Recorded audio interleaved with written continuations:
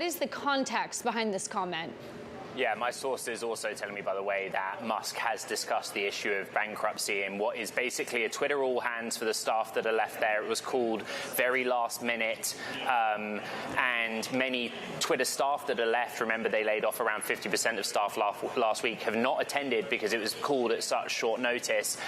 All we can say is that Musk discussed on Twitter earlier this week his reasoning for laying off all these people, which was that Twitter, according to Musk, was burning $4 million a day, and it couldn't carry on doing so.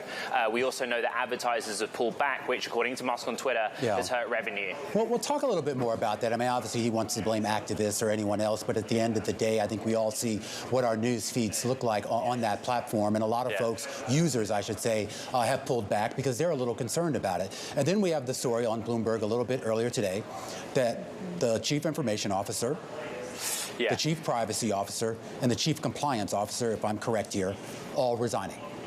Yeah, so that's a big concern over user data and also compliance with regulations, right? Our understanding is that for the time being, the staff that are left are being told that they need to ensure the work they're doing is in compliance with regulations, especially around data protection. There is very little of Twitter's existing management left at all corners of the business, but this issue of safety is top of mind right now, right, for all of us using the platform. Who is managing this company right now? I mean, obviously we know it's Elon Musk, but I mean, is there an apparatus of managers around him at all?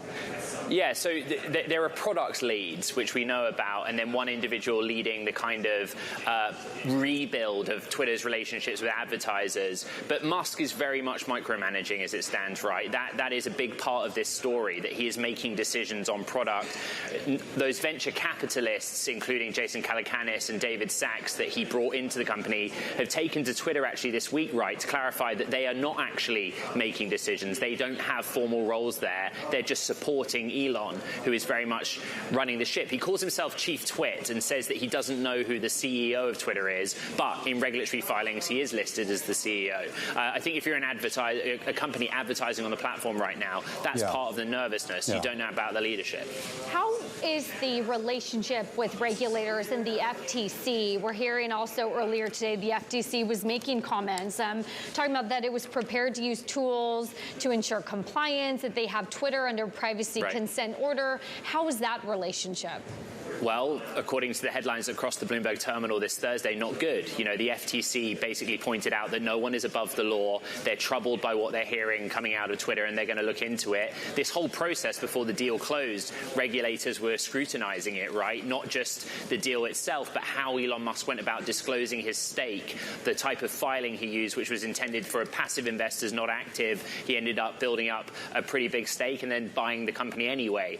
So that will be looked at. But really, especially right now where elections are going on, the focus right now is the users on that platform and data safety.